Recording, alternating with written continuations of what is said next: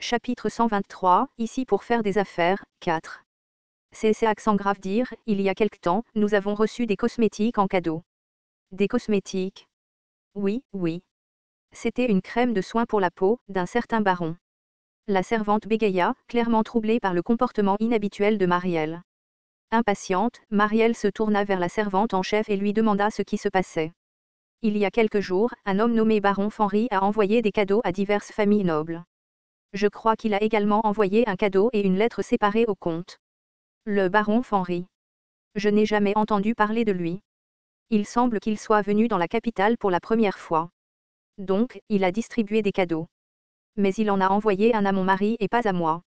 Le comte Aylesbury avait peut-être une influence considérable, mais elle n'était rien comparée à celle de Marielle. Elle était la fille aînée d'une des rares familles de marquis du royaume et avait un contrôle total sur la scène sociale de la capitale. Il devrait essayer de gagner ma faveur, pas celle de mon mari. C'est pathétique. Même s'il n'a aucune idée des affaires de la capitale, c'est juste. C'était probablement parce que le baron, tout juste arrivé de la campagne, n'avait pas encore compris qui détenait le vrai pouvoir. Mais cela n'empêcha pas sa fierté d'être blessée. S'éventant le visage rouge pour se calmer, elle demanda à nouveau, a-t-il envoyé à mon mari de meilleurs produits cosmétiques? Non. J'ai entendu dire qu'il avait envoyé au comte une seule racine de mandragore. Marielle laissa échapper un rire sec. Juste une mandragore. Il doit être un noble terriblement pauvre. Mais où a-t-il trouvé ces produits cosmétiques? Il semble qu'il en avait assez pour en offrir à toutes les servantes. J'ai entendu dire qu'il avait été développé directement par la guilde marchande du baron Fanry. Développé, directement. L'expression de Marielle se transforma en un mélange d'admiration et de moquerie. Une guilde marchande de barons de campagne développant des cosmétiques. Normalement, elle aurait rejeté une telle idée avec ridicule. Mais maintenant qu'elle avait vu les effets réels des cosmétiques, elle ne pouvait pas le faire aussi facilement.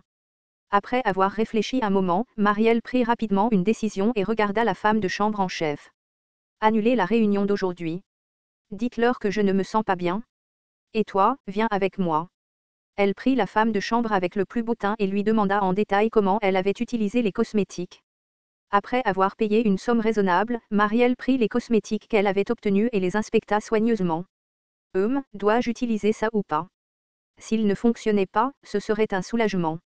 Mais s'il y avait des effets secondaires, cela créerait des problèmes sans fin. Elle deviendrait la risée d'innombrables dames et jeunes femmes, et sa réputation durement gagnée s'effondrerait. Cependant, son instinct ne cessait de la pousser.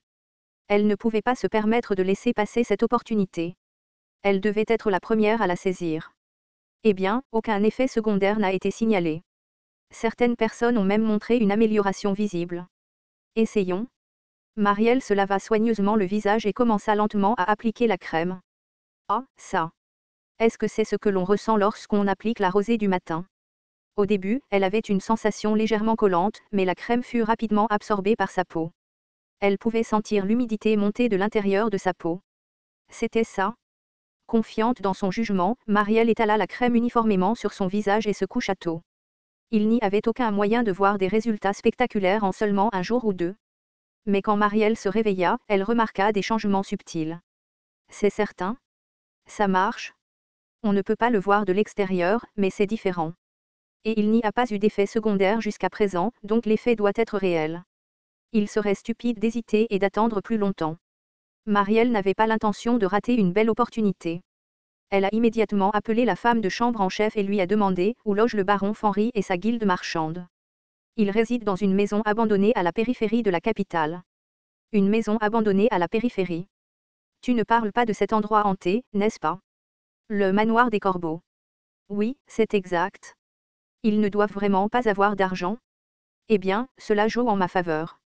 Et Marielle avait prévu de monopoliser les cosmétiques. Combien pouvait se vendre un produit créé par un noble qui venait d'arriver de la campagne? Il n'était pas encore très connu et il n'était probablement pas très cher. Si elle le signait maintenant avec un contrat d'exclusivité, elle pourrait contrôler elle-même la distribution du produit. Non seulement cela l'aiderait à maintenir sa propre beauté, mais cela l'aiderait également à construire sa richesse et son pouvoir. Allons voir le baron Fanry tout de suite. Après un bref moment de contemplation, Marielle ordonna les préparatifs d'une sortie. Astérisque astérisque astérisque. Une luxueuse calèche traversa le cœur de la capitale. Quelques chevaliers d'escorte chevauchaient devant, dégageant le chemin. Les gens qui étaient écartés grommelaient, mais en remarquant le blason de la famille noble sur la calèche, ils se turent. Claude, qui attendait des invités dans une cabine de consultation improvisée près de l'entrée du manoir, resta bouche bée devant ce spectacle. Qu'est-ce que... La reine elle-même fait-elle une apparition? Si c'était le cas, nous aurions été prévenus à l'avance. Même s'il savait que ce n'était pas le cas, il était difficile de ne pas se sentir intimidé par la grandeur de la calèche et de l'escorte. La calèche s'arrêta devant le manoir et la femme de chambre en sortit. Elle jeta un regard désapprobateur à l'entrée minable, bien qu'elle ait apparemment fait un effort pour la ranger, puis parla. Comtesse Marielle Aylesbury. J'ai entendu dire que le baron Fenry réside dans ce manoir. Est-ce exact? Pardon? Ah, oui. C'est exact. Claude hocha la tête distraitement, toujours hébété. La femme de chambre en chef, le menton légèrement relevé, était habillée aussi élégamment qu'une noble. Même le nombre et l'armement des chevaliers de l'escorte étaient loin d'être ordinaires. Claude avait vu de nombreuses femmes nobles à Céron, mais aucune ne se comportait avec autant de dignité. Pour une comtesse aussi impressionnante. C'est vrai ce qu'on dit sur la puissance d'une grande nation. Bien que même en Britannie, on pouvait compter sur les doigts d'une main des dames aussi influentes que Marielle, Claude, qui n'était toujours pas au courant des affaires de la capitale, n'avait aucun moyen de le savoir. L'un des chevaliers de l'escorte ouvrit la porte de la voiture et aida Marielle à sortir facilement. Les mercenaires qui gardaient le manoir virent Marielle et restèrent bouche bée inconsciemment. Waouh! Sa beauté rappelait celle d'une rose somptueuse. Elle avait l'air assez mature, mais cela ne faisait qu'ajouter à son aura élégante et digne. Pour les mercenaires, qui avaient vécu une vie rustique dans la campagne du Nord, elle semblait être une présence qu'ils n'osaient pas approcher. Ils avaient vu des dames nobles et des jeunes filles aristocratiques du Nord, mais comparée à Marielle, elle n'était pas différente des roturiers. Marielle accepta négligemment leurs regards et regarda autour d'elle. La femme de chambre s'avança à nouveau, prête à énoncer le but de leur visite, mais Marielle leva la main pour l'arrêter et parla directement. Je suis Marielle de la famille Aylesbury. Je suis ici pour voir le baron Fenry. Claude et les mercenaires se tenaient là, la mâchoire ouverte. Ils semblaient sur le point de commencer à baver. Le pied de Bolin de Vole. Argue. Ce n'est qu'après que Claude eut reçu un coup au tibia qu'il reprit ses esprits. Qu'est-ce que tu fais? Nous avons un invité. Bolinde, claquant la langue d'irritation, lança la remarque puis retourna à l'intérieur du manoir. Claude, frottant son tibia douloureux, commença rapidement à réfléchir. Il ne pouvait y avoir qu'une seule raison pour laquelle une noble femme viendrait dans un manoir dont on disait qu'il était hanté. Les cosmétiques ont dû fonctionner. Claude se frotta les mains avec empressement et s'inclina. Es-tu ici pour acheter des cosmétiques, par hasard? Je peux te guider. Je suis ici pour voir le baron Fenry. Eh bien, si je pouvais d'abord t'expliquer les choses. Je suis ici pour voir le baron Fenry. Marielle répéta la même phrase avec un sourire gracieux. Il était clair qu'elle ne reculerait pas avant d'avoir rencontré le Seigneur. Claude poussa un soupir. Elle était au-delà de ce qu'il pouvait supporter. S'il te plaît, entre. Il devrait être dans le jardin. Je t'y conduirai. Il avait voulu gérer les choses tout seul, craignant que le Seigneur gênant ne fasse une scène, mais maintenant il n'y avait pas d'autre option. Merci. Marielle sourit légèrement et entra dans le manoir, accompagnée de quelques servantes et chevaliers. Dès qu'elle entra dans le jardin, elle fronça subtilement les sourcils. Le jardin, avec son aspect gris et sans vie, et les corbeaux voletant autour du manoir était plutôt rebutant.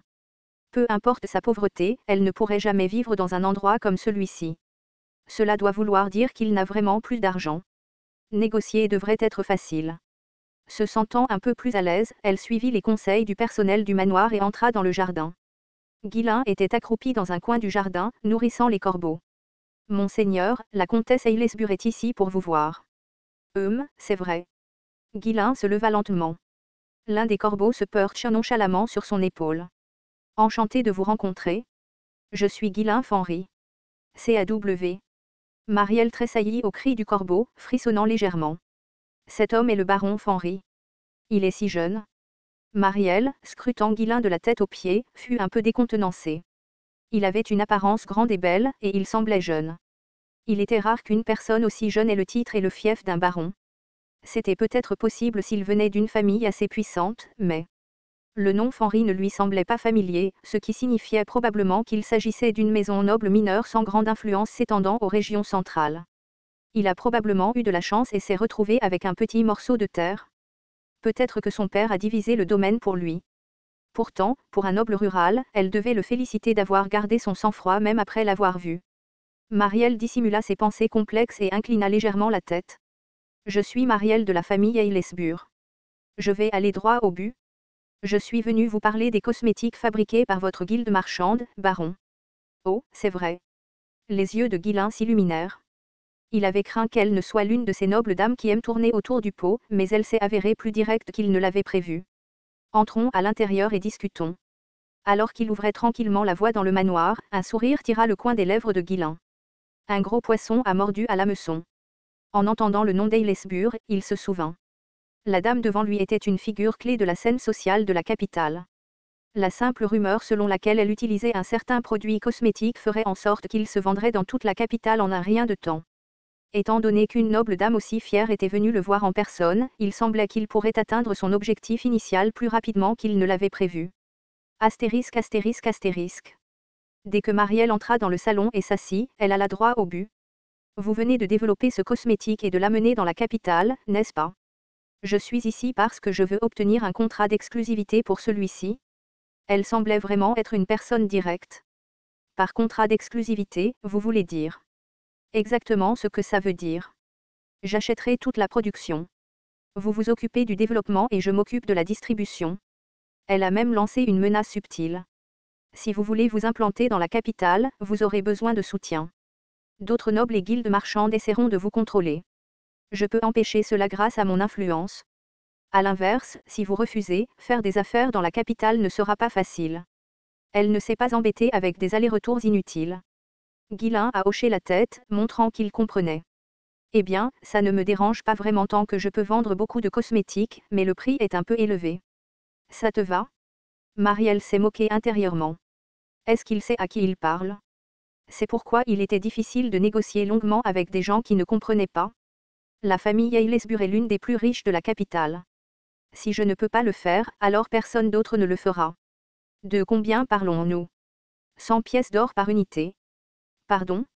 100 pièces d'or pour combien d'unités? Marielle pencha la tête, pensant avoir mal entendu.